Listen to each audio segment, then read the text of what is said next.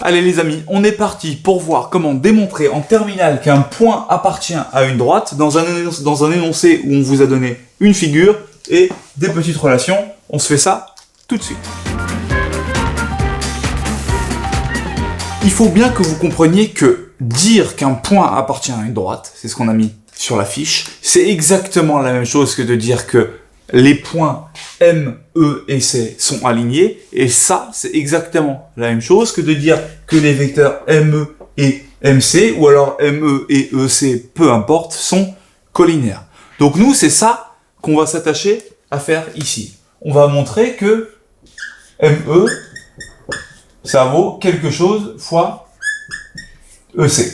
Et pour faire ça, on va utiliser trois choses. On va utiliser la figure, on va utiliser les relations qui ont été données dans l'énoncé, c'est-à-dire celle-ci et le fait que I soit le milieu de quelque chose, et on va utiliser les propriétés de Chasles. On pourrait partir de ME, travailler, et arriver à quelque chose fois EC, mais nous on va faire une technique différente. On va commencer par prendre ME, et ME, on va l'exprimer en fonction de trois vecteurs tout simples qui constituent une base, qui sont par exemple AB, AD et AE. Donc je vais avoir par exemple ME égale 2AB plus 3AD plus 5A. Ensuite, je vais faire la même chose avec EC. Je vais montrer que EC peut s'exprimer en fonction de AB, AD et AE. Et c'est une fois que j'aurai ces deux vecteurs qui seront bien exprimés que je pourrai vérifier si l'un des deux est égal à quelque chose fois le deuxième. Parlons un petit peu de ce point M. Le point M, on vous l'a défini comme AM égale 2/3 de AI. Donc, quand vous n'êtes pas expérimenté, vous avez envie de le placer, ce point M, et je ne vous jette pas la pierre. On va le placer, mais c'est pas du tout nécessaire. Vous allez voir qu'avec la technique qu'on fait, on pourrait s'en sortir autrement. Donc, AM vaut 2/3 de AI. Autrement dit, quand je pars de A pour arriver à M, je dois faire 2/3 du chemin AI. Donc, le chemin AI, c'est celui qui part d'ici et qui arrive là. Donc, si je fais 2/3 du chemin, je suis à peu près ici. Ça doit être mon point M, à l'intérieur du cube. On voit que le point M, donc ce point-là, il a bien l'air d'être sur la droite EC. Formidable, démontrons-le. Donc, on part de ME. Je vous rappelle que le but, c'est d'arriver à montrer que ME et EC s'expriment pareil en fonction de ces vecteurs-là. Donc, moi, je commence avec ME. Moi, je vais utiliser cette formule-là, AM égale 2/3 de AI. Donc, je vais faire apparaître du AM. Et je vais même pas commencer par ME, je vais commencer par EM. Parce que vous allez voir que ça m'arrange. Donc, EM, plutôt que ME, ce qui revient exactement au même. EM.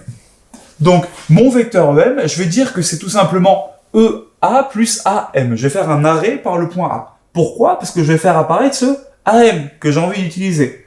Donc, c'est EA plus AM, sauf que EA, yes, EA c'est moins AE, donc c'est moins AE.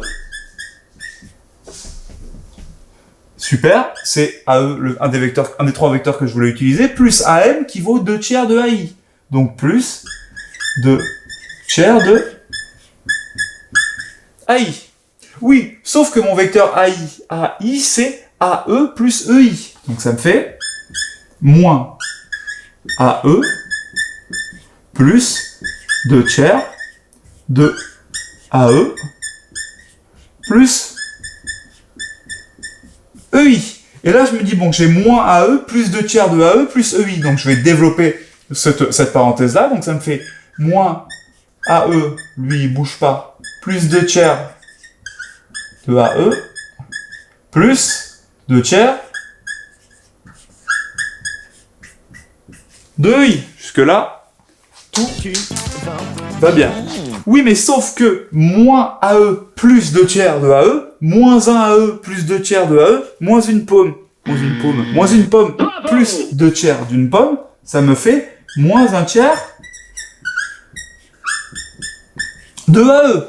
Et 2/3 de EI, c'est la moitié de EG. Donc ça me fait plus 2/3 de la moitié de EG. Et là, non seulement j'ai ça et ça qui simplifient, mais EG, c'est la même chose que AC. Donc ça me fait moins 1/3 de AE plus 1 tiers de EG. Je vais m'arrêter, de EG qui vaut AC, on l'a dit du coup. Je vais m'arrêter là, je vais pas dire que AC c'est AB plus AD, je vais pas finir mon idée, vous allez comprendre pourquoi, parce que ça me permet de gagner du temps sur l'étape d'après. Mon vecteur EC maintenant, donc ce vecteur-là, je l'ai bien décomposé, je recommence avec EC. EC, si je veux avoir ces vecteurs-là orange, je vais dire que c'est EA plus AC. Donc c'est EA plus AC. Oui, sauf que EA, c'est moins AE. Ça, on l'a déjà vu. Moins AE plus AC.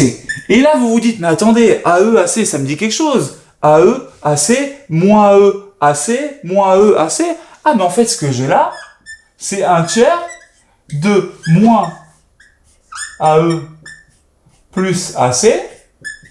J'ai juste factorisé cette expression par 1 tiers. Et moins AE plus AC, c'est EC. Donc, ça me fait 1 tiers de EC. Donc, j'ai bien EM qui vaut 1 tiers de EC. Donc, d'après la fiche, les vecteurs EM et EC sont collinaires. Donc, le point M appartient bien à la droite EC. Et vous avez gagné. C'est pas du tout évident. En vrai, c'est pas du tout un exercice évident. Il faut apprendre à faire du châle. Il faut apprendre à reconnaître les propriétés d'un cube. Par exemple, que la diagonale supérieure est égale à la diagonale inférieure, que ce vecteur-là est égal à celui-là, et ainsi de suite, et ainsi de suite, et ainsi de suite. Et il faut savoir reconnaître les fonctions de l'énoncé. On vous a mis des petits exercices en dessous. Ça commence très tranquillement et ça devient de plus en plus dur. À vous de jouer. Vous êtes des champions.